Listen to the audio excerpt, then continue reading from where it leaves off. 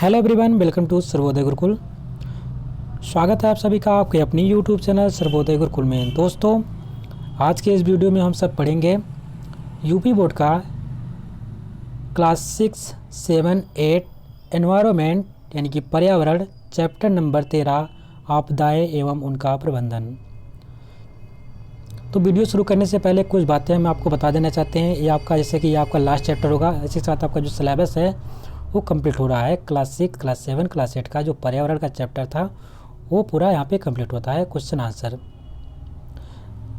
इसका जो पूरा प्लेलिस्ट है, आपको सर्वोदय गुरुकुल के जो आइकन होता है उस पर अगर क्लिक करते हैं तो वहाँ पे आपको प्लेलिस्ट देखने को मिलता है। इस प्रकार से प्लेलिस्ट में आप जाएंगे तो वहाँ पे लिखा होगा क्लास 6, 7, 8 का पर्यावरण या एनवायरनमेंट। तो वहाँ पे क्लिक करेंगे, जितनी वीडियो है टोटल 13 वीडियो है, आपको वहाँ पे 13 वीडियो आपको मिल जाएगी और वहाँ से आप जा कर के उसको देख सकेंगे। आइए वीडियो की शुरुआत करते हैं। पहला प्रश्न है प्रश्न नंबर 1, निम्नलिखित प्रश्नों के उत्तर दीजिए। प्रश्न नंबर का इसमें दे रखा है प्राकृतिक आपदाओं के नाम लिखे हैं, यानी कौन कौन सी ऐसी आपदाएं हैं जो प्राकृतिक के कारण होती हैं उसके नाम लिखने हैं। आपको मालूम होगा तो आप आसानी से बता सकते हैं प्राकृतिक आपदाएं कौन कौन सी हैं। उत्तर में लिखेंगे भूकंप, ये सब प्राकृतिक है। ज्वालामुखी का उद्गार, भूस्खलन यानी कि लैंडस्लाइड, बादल का फटना, बिजली गिरना, बाढ़, सूखा, वनों की आग, चक्रवात, सुनामी लहरें, तूफान, शीतलहर आदि प्राकृतिक आपदाएं हैं। तो इसमें से एक पॉइंट आपने देखा है, ये चीज़ जो यहाँ पे लिखा हुआ है भूस्खलन। भूस्खलन को हम बात करेंगे, भूस्खलन के बारे में क्या होता है, लैंडस्लाइड इसको कहते हैं, ठीक है, इंग्लिश में लैंडस्लाइड। अब लैंडस्लाइड होता है क्या हमारा, तो हम देखते हैं जो पहाड़ी एरिया रहता है, कहीं कहीं अगर बहुत ज़्यादा बारिश होने लगती है कि जो वहाँ पर ऊपर वाले जो पहाड़ होते हैं कहीं ना कहीं वो नीचे से खिसक जाते हैं। जब बारिश होती है तो नीचे कटाव होने लगता है, या अगर नदी बह रही है उसके किनारे से वो कटाव होने लगेगा। जब कटाव होने लगाता है उस एरिया में ऊपर वाला जो मिट्टी होती है या पहाड़ी एरिया होती है तो नीचे से कटाव जब हो जाता है तो क्या करता है, यहाँ से खिसक जाती है। इसी को हम बोलते हैं भूस्खलन या लैंडस्लाइड कहते हैं। और सब तो आप जानते ही होंगे भूकंप क्या होता है, किसके कारण होता है। पृथ्वी के अंदर जो चट्टानें हैं उनके टकराव के कारण एक दूसरे से जब चट्टानें खिसकती हैं तो उसके कारण भूकंप आता है। ज़्यादातर ही प्लेटों का जो खिसकना ही भूकंप का कारण हो सकता है। ज्वालामुखी का मत पता ही है, नीचे जो गर्म लावा के रूप में हमारी पृथ्वी है, तरल है, जब उसमें उफान निकलता है तो क्या करती है, बाहर निकल जाती हैं, उसका उद्गार हो जाता है। बादल का फटना यानी कि पानी किसी पर्टिकुलर एरिया में बहुत ज़्यादा मूसलाधार बारिश होना ही क्या कहलाता है, बादल का फटना। बिजली का गिरना, आपको ये प्राकृतिक चीज़ें हैं। बाढ़, ये भी प्राकृतिक चीज़ें हैं। बाढ़ अत्यधिक वर्षा हो जाए किसी क्षेत्र में तो वहाँ पे बाढ़ आ सकती है। सूखा, वर्षा ही ना हो, सूखा आ जाएगा। वनों में आग, यानी कि अगर आंधी तूफान आ रहा है तो क्योंकि जो हम जानते हैं किसी चीज़ में घर्षण होता है तो घर्षण के कारण क्या हो सकता है कि उसमें चिंगारी निकलती है। अगर चिंगारी निकली तो उसमें से, क्योंकि जब दो पत्थरों को टकराते थे, आदिमानव ने कैसे आग लगाया था, दो पत्थरों को टकरा के चिंगारी निकली और कुछ घास फूस वहाँ पे थे उसमें आग लगाएं, इस प्रकार से उन्होंने आग की खोज की। तो इसी प्रकार से जो पेड़ पौधे हैं वो भी आपस में अगर टकराते हैं बहुत तेज़ी से न तो उसमें भी चिंगारी निकलती है। और जब चिंगारी निकलती है तो कहीं ना कहीं अगर आप सूखे पेड़ पौधे हैं वहाँ पे आग लग जाती है तो कहीं ना कहीं पूरा आपकी जो वनों में पूरा आग लग जाता है। अभी आपने देखा अमेज़न में 6 महीने से कितने दिनों से वहाँ पे आग लगी थी, बुझ ही नहीं रहा था। सब लोग इतना, कम से कम उसमें 4 अरब जीव जंतु मारे गए थे। अमेज़न का जो जंगल है तो पूरे विश्व को सबसे अधिक मात्रा में ऑक्सीजन देता है वो जंगल, अमेज़न का जंगल।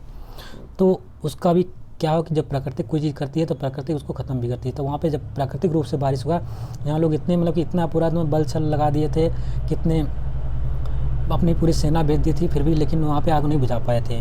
लेकिन जब बारिश हुई तभी जाकर सब वहाँ पे बचे और बहुत ज़्यादा वहाँ पे जीव जंतु बेचारे मारे गए थे। तो ये सब आपके प्राकृतिक आपदाएँ होती हैं। प्रश्न नंबर खा है मानव जनित आपदाओं के नाम लिखिए। अब तो प्राकृतिक आपदाएं हमने पढ़ा, अब लेकिन हम पढ़ेंगे मानव जनित आपदाएं। तो मानव जनित आपदाएं क्या होती हैं, जो आपदाएं मनुष्य की वजह से होती हैं उनको हम बोलते हैं मानव जनित आपदाएं। जैसे कि यहाँ पे लिखा हुआ है परमाणु विस्फोट, जब हम परमाणु नाभिक के रिएक्टर कराते हैं कहीं ना कहीं ये मानव जनित आपका नाभिकीय विस्फोट होता है, परमाणु विस्फोट है, ये मानव जनित है। सड़क तथा औद्योगिक दुर्घटनाएँ, ये सब क्या होती है, मानव जनित क्या नाम है आपके आपदाएँ। आग, विषैली गैस का रिसाव, सामुदायिक दंगे आदि मानवजनित आपदाएं होती हैं। प्रश्न नंबर अगला है, एड्स कैसे फैलता है। वेरी इंपॉर्टेंट क्वेश्चन है, ध्यान में रखेंगे। ठीक है, HIV वायरस होता है इसको, और एड्स का कई बार एग्जाम में पे आपका फुल फॉर्म पूछ रखा है। ठीक है, तो इसका फुल फॉर्म होता है acquired immuno deficiency syndrome. Acquired immuno deficiency syndrome human, और इसके जो वायरस का नाम है उसका नाम होता है ह्यूमन इम्यूनो डिफिशियंसी वायरस। ठीक है, तो यहाँ पे पूछा गया प्रश्न में एड्स कैसे फैलता है, इसके बचाव क्या है। उत्तर में लिखेंगे, एड्स सामान्यतः संक्रमित रक्त के संचार के द्वारा फैलता है। इसके अतिरिक्त यह HIV वायरस संक्रमित सुइयों के प्रयोग, संक्रमित माता के उसके गर्भस्थ शिशु में तथा नशीली दवाओं का सामूहिक सेवन के लिए प्रयुक्त एक ही सुई व सिरिंजी द्वारा भी फैलता है। यानी कहीं ना कहीं अगर आप, और सबसे इम्पोर्टेंट है यौन संबंध से भी। ठीक है, तो अगर किसी असुरक्षित यौन संबंध बनाते हैं किसी के साथ, तो हम यहाँ पे एड्स फैल सकता है, अगर कोई वो बंदा एड्स का रोगी हो तो आपको ध्यान में रखना है। इस प्रकार से लोगों से बच के रहना है। जो हम इंजेक्शन लगवाते हैं तो एक ही इंजेक्शन किसी से नहीं लगवाना है, क्योंकि इंजेक्शन के माध्यम से वो फैल सकता है, सुइयों के माध्यम से। बहुत लोग नशा का सेवन करते हैं तो एक ही इंजेक्शन से नशा का वो जो ड्रग्स उसे लेते हैं, हाथों में लगाते हैं, शरीर में बॉडी में लगाते हैं, वो भी एक ही इंजेक्शन से करते हैं। एक तो आपके अगर हम किसी का HIV हुआ है, उसका ब्लड किसी को दूसरे में चढ़ा दिया तो इससे भी एड्स फैल सकता है।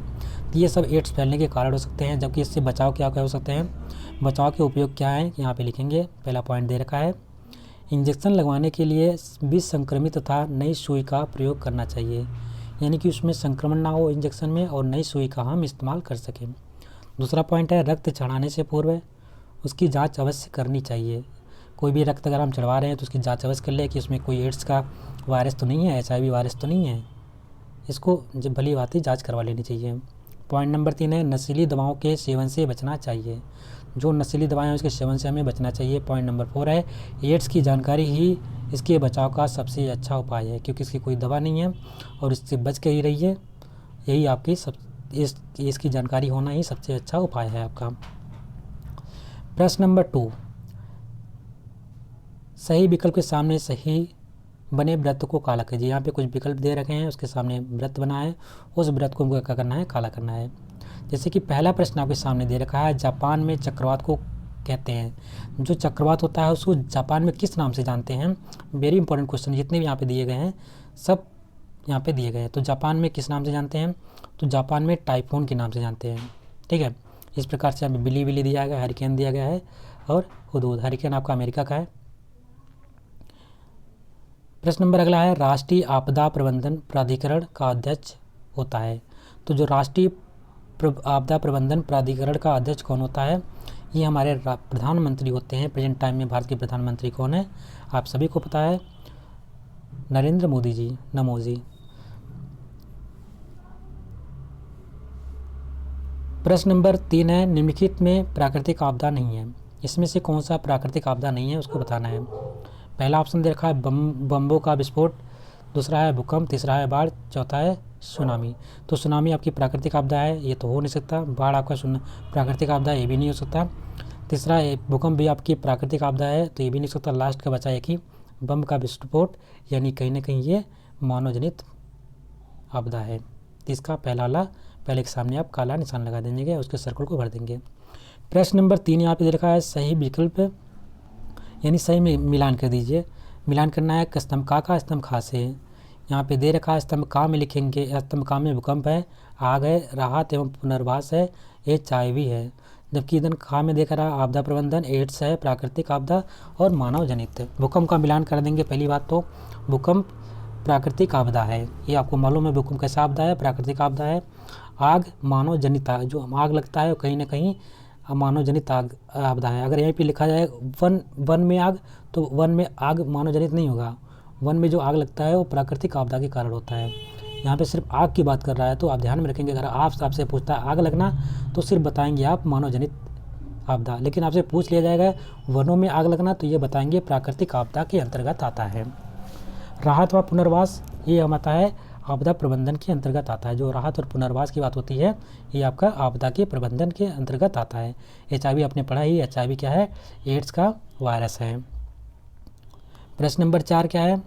सही वाक्य के सामने सही कथन के सामने सही का, गलत कथन के सामने गलत का निशान लगाना है। पहला कथन यहाँ पे दे रखा है आपके सामने, भगदड़ एक प्राकृतिक आपदा। ये क्या होता है यार? अच्छा सॉरी, सही है। भगदड़ यानी कि किसी मतलब कि जगह पे जाना और भगदड़ हो गई, वहाँ पे भागने लगे, तो कैसी आपदा हो सकती है? प्राकृतिक आपदा हो सकती है? बिल्कुल नहीं, क्योंकि जो भगदड़ होगा वो मानव की जैसे होगा, कोई ना कोई चीज़ होगी वहाँ पे, कुछ लोग पैनिक करेंगे कि यहाँ पे ऐसा बम है, ये हो कुछ भी होगा, या आप दंगा करवा देंगे, इस प्रकार से भगदड़ का उत्पन्न होती है, तो क्या कहलाती है? मानव जनित आपदा कहलाती है। यानी कि यहाँ पे प्राकृतिक लिखा था, इसलिए ये चीज़ गलत हो जाती है। ठीक है। पॉइंट नंबर 2 यहाँ पे है, प्रश्न नंबर 2 है, भूकंप की तीव्रता रिएक्टर मानक पर नापी जाती है। बिल्कुल सही है। जो भूकंप की तीव्रता नापते हैं, किस में नापते हैं? रिएक्टर पैमाने पे मापते हैं। रिएक्टर आप ध्यान रखेंगे, रिएक्टर, रिक्टर पैमाना या रिएक्टर। भारत में चक्रवात को बिलीबिली कहते हैं। बिल्कुल गलत है, भारत में चक्रवात को बिलीबिली नहीं कहते हैं, इसके सामने गलत का निशान लगा देंगे। ताप लहर मानव जनित आपदा है, तो जो ताप लहर है यानी कि ये बात कर रहा है समुद्र की लहर की, यानी सुनामी की लहर की बात कर रहा है, तो ये मानव जनित आपदा था नहीं, ये प्राकृतिक है, इसके सामने गलत लगा देंगे। और इसी के साथ आपका जो क्लास 6, क्लास 7, क्लास 8 का पर्यावरण था, एनवायरनमेंट था, वो आज कंप्लीट होता है। पूरी वीडियो आपको प्लेलिस्ट में मिल जाएगी। आप सर्वोदय गुरुकुल के चैनल पर जाइएगा और उस पर प्लेलिस्ट में जाकर के आप देख सकते हैं क्लास 6, 7, 8 का जो पर्यावरण है उसका पूरा प्लेलिस्ट आपको मिल जाएगी। आप वहाँ से जाकर वीडियो को वॉच कर सकते हैं। अगर आपको वीडियो पसंद आई होगी तो उसको लाइक करिएगा, चैनल पर अगर नए होंगे चैनल को सब्सक्राइब कर लीजिएगा, साथ ही साथ बेल आइकन को भी प्रेस कर लीजिएगा और वीडियो को शेयर कर दीजिएगा। मिलते हैं अगले वीडियो में एक नए चैप्टर के साथ। तब तक के लिए नमस्कार, जय हिंद।